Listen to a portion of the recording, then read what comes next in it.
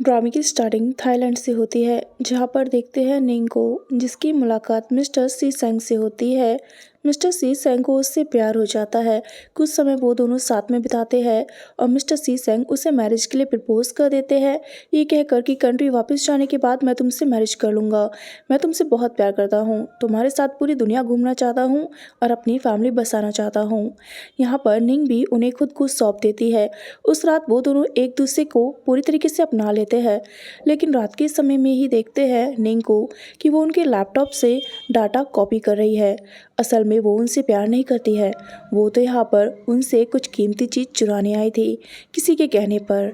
लेकिन मिस्टर सीसेंग को देख वो सॉरी कहती है और सोचती कि शायद मैं तुमसे दोबारा मिलूं।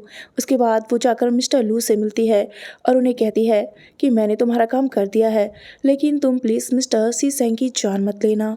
लू उसे कहता है कि कहीं तुम्हें उससे प्यार तो नहीं हो गया है जो तुम उसकी इतनी परवाह कर रही हो।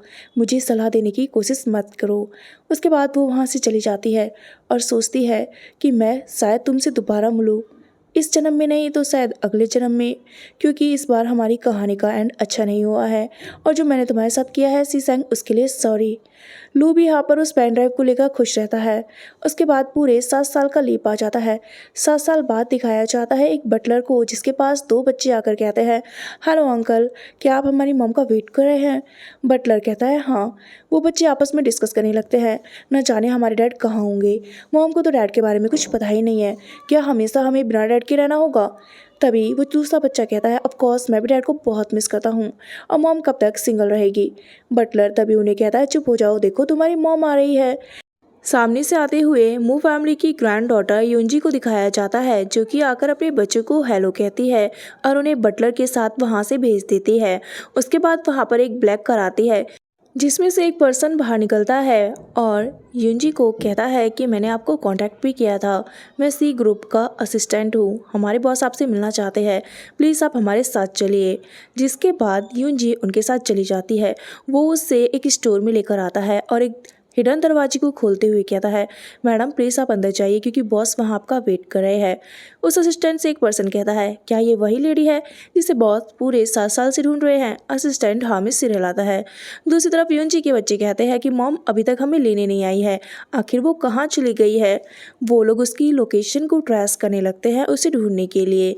यहाँ पर देखते हैं युंजी एक बार के अंदर एंट्री लेती है और इधर उधर अपनी नजरें दौड़ाने लगती है। तभी मिस्टर सीसेंग को दिखाया जाता है सीढ़ियों से नीचे आते हुए। वो उसकी तरफ देखते हैं और कहते हैं, फाइनली 7 साल में मैंने तुम्हें ढूंढे निकाला। यहाँ पर वो उन्हें गौर से देखने लगती है और कहती है, मैंने आपको पहचाना नहीं, आप कौन हैं? क्या हम दोनों एक दूसरे को जानते हैं? सीसेंग कहता है, काफ़ी अच्छी एक्टिंग कर लेती हो तुम निंग। तो युंजी कहती है, आप गलत समझ रहे हैं, मैं कोई निंग नहीं हूँ। मिस्टर सीसेंग उसे कोल्ड सा लुक देते हैं और फिर उसे एक ड्रिंक का ग्लास ऑफर करते हैं। उस ड्रिंक को उठाकर वो पी लेती है और कहती है, आपको गलतफहमी हो रही है, अब मुझे शायद वापस जाना चाहिए। लेकिन वो उसको रोक लेते हैं और कहते हैं, 7 साल से मैं तुम्हें पागलों की तरह ढूंढ रहा हूँ, हर दिन मैं तुम्हें मिस करता हूँ, क्या तुमने मुझे एक बार भी मिस नहीं किया है? ऐसा कहकर उसे किस कर देते हैं, लेकिन युंजी उन्हें गुस्से में दूर कर देती है और कहती है कि आपका बिहेव बिल्कुल भी ठीक नहीं है, मैं इसके लिए पुलिस को बुला सकती हूँ। गुस्से में जाने लगती है तो मिस्टर सी शेंग अपने गार्ड्स को वहाँ बुला लेते हैं उसके रास्ते को रुकवाने के लिए। ये देख वो काफ़ी हैरान हो जाती है। तभी वहाँ पे भागते हुए युंजी के बच्चे आ जाते हैं और उसे मॉम कहने लगते हैं। मिस्टर सी सेंग ये देख हैरान होते हैं। बच्चे मिस्टर सी सेंग को देखते हैं तो उन्हें कहते हैं, क्या आप हमारे डैडी हैं?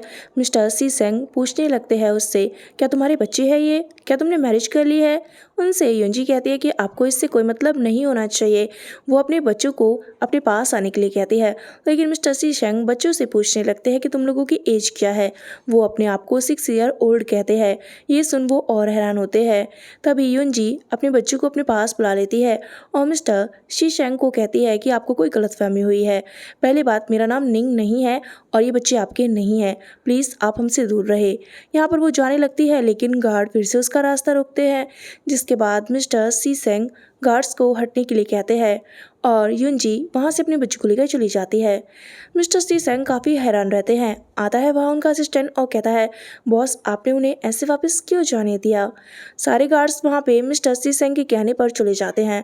उसके बाद मिस्टर सी सेंग अपने असिस्टेंट को कहते हैं, मैंने तुम्हें जो पता करने के लिए कहा था क्या वो तुमने पता किया है। असिस्टेंट कहता है हाँ। वो बताने लगता है कि ये मू फैमिली की ग्रैंड डॉटर है जो कि कुछ समय पहले ही वापस आई है कंट्री में। इन्होंने अकेले ही बच्चों को बड़ा किया है। फिलहाल ये सिंगल है लेकिन इनके पास्ट के बारे में कुछ भी नहीं पता चल पा रहा है। मिस्टर सी सेंग कहते हैं कि इसके पास्ट की इन्फॉर्मेशन मुझे सारी चाहिए और मुझे लगता है कि ये बच्चे भी मेरे ही हैं, इसीलिए इन बच्चों का भी टेस्ट करवाना होगा। उसके बाद वो ड्रिंक पीने लगते हैं और ख़ुद को कहते हैं, नहीं क्या सच में तुम मुझे भूल सकती हो या सिर्फ भूलने का दिखावा कर रही हो, मुझे सच पता लगाना होगा। युनजी को देखते हैं जो कि मॉर्निंग में उठती है और देखती है कि उसके बच्चों के आने का टाइम हो रहा है। वो यहाँ पर पानी पीने लगती है लेकिन तभी घर पे कोई आ जाता है, जिसके बाद वो जाकर दरवाज़ा खोलती है तो वहाँ पर मिस्टर सी सेंग होते हैं। वो तो उन्हें घर में नहीं आने दे रही होती है बट वो ज़बरदस्ती घर में घुस जाते हैं और उसके पानी की गिलास को उठाकर उससे पानी पीने लगते हैं। ये देख वो कहते हैं कि तुम मेरा पानी क्यों पी रहे हो, लेकिन मिस्टर सी सेंग उसे कोई जवाब नहीं देते हैं। तो युनजी कहने लगती है कि ऐसे किसी के घर में घुसना गलत होता है। मिस्टर सी सेंग कहते हैं, अगर तुम कहो तो मैं ही पुलिस को बुला दूं। ये सुन वो चुप हो जाती है। मिस्टर सी सेंग बच्चे के फोटोज़ को देखकर कहते हैं कि ये मेरे बच्चे हैं ना, लेकिन युनजी कहते हैं कि ये आपके बच्चे नहीं हैं। अरे मेरा आपसे कोई नाता ही नहीं है तो बच्चे कैसे हो सकते हैं आपके। यहाँ पर वो कहते हैं, कितना झूठ कहोगी, तुम्हें नहीं लगता है कि तुम मेरी लाइफ से 7 साल पहले बिना बताए चली गई थी, तो तुम्हें मुझे सब कुछ एक्सप्लेन करना चाहिए। मैं तुमसे जवाब चाहता हूँ कि तुम मुझे छोड़ के क्यों गई थी। निंग कहकर वो उसे बुलाते हैं तो युनजी कह देती है, फिर आप मुझे गलत नाम से पुकार रहे हैं, मेरा उस लड़की से कोई नाता नहीं है जिसे आप ढूंढ रहे हैं।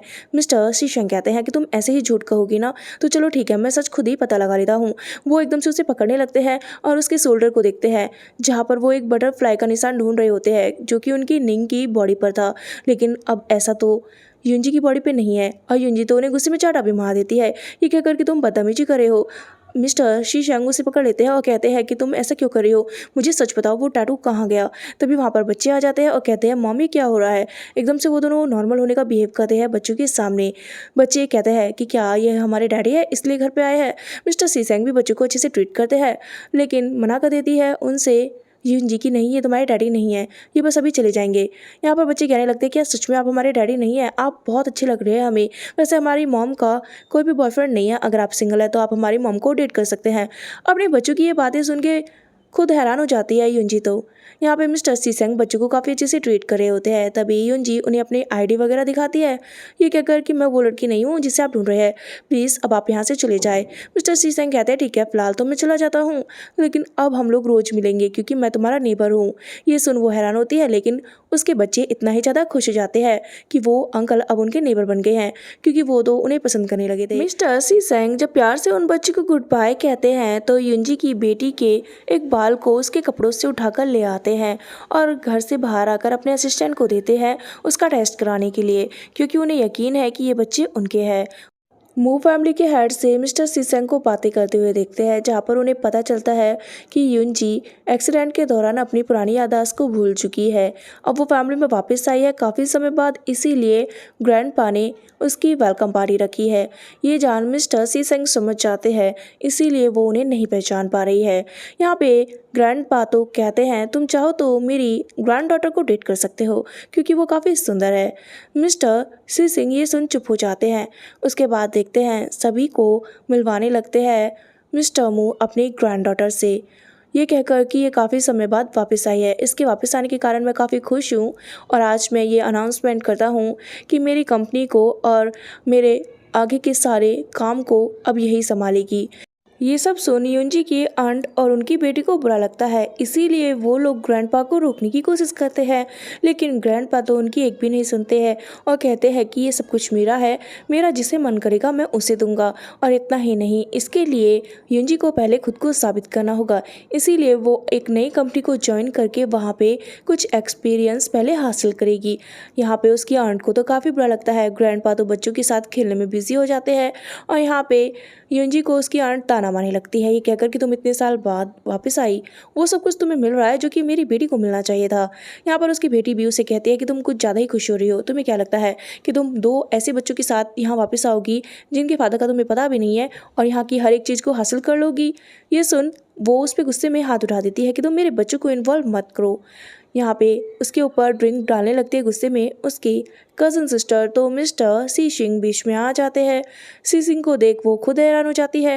यहाँ पे मिस्टर सी सिंह गुस्से में उसकी कज़न को देखते हैं तो वो उनसे सॉरी कहने लगती है क्योंकि सी सिंह से आखिर कौन पंगा ले सकता है। यहाँ पर पार्टी में उन लोगों की ही इंसल्ट गेस्ट के सामने हो जाती है। मिस्टर सी सिंह साइड में लेकर आ जाते हैं युंजी को और कहते हैं कि तुम ठीक तो हो ना। युंजी कहते हैं कि आपने मेरी मदद की है इसलिए थैंक यू सो मच। तभी वहाँ पीछे से मिस्टर सी सेंग का असिस्टेंट आ जाता है और कहता है कि बॉस आपको काफ़ी ज़रूरी बात बतानी है, जिसकी वजह से युंजी वहाँ से चली जाती है। यहाँ पे सी सेंग कहता है इतनी कौन सी ज़रूरी बात है जो तुम बीच में ही आ गए। असिस्टेंट कहता है डीएनए टेस्ट की रिपोर्ट आ गई है, आपको देखनी चाहिए। जैसे ही वो उसके फ़ोन में रिपोर्ट को देखते हैं तो शॉक हो जाते हैं क्योंकि वो रिपोर्ट नेगेटिव आती है। ये देख वो हैरान हो जाते हैं। घर आते हैं तो काफ़ी सैड रहते हैं। उन पुरानी वीडियोस को देख रहे होते हैं जिनमें निंग उनके साथ थी। वो खुद को कहते हैं कि मुझे नफ़रत है तुमसे क्योंकि तुम मुझे 7 साल पहले बिना कुछ कहे छोड़ के चली गई थी, लेकिन उससे ज़्यादा मैं खुद से नफ़रत करता हूँ क्योंकि मैं तुम्हें भुला नहीं पा रहा हूँ। तभी वो देखते हैं कि वो फिर से उनके सामने आ गई है और वो उसे प्यार कर रहे हैं, लेकिन ये सब कुछ उनकी इमेजिनेशन थी।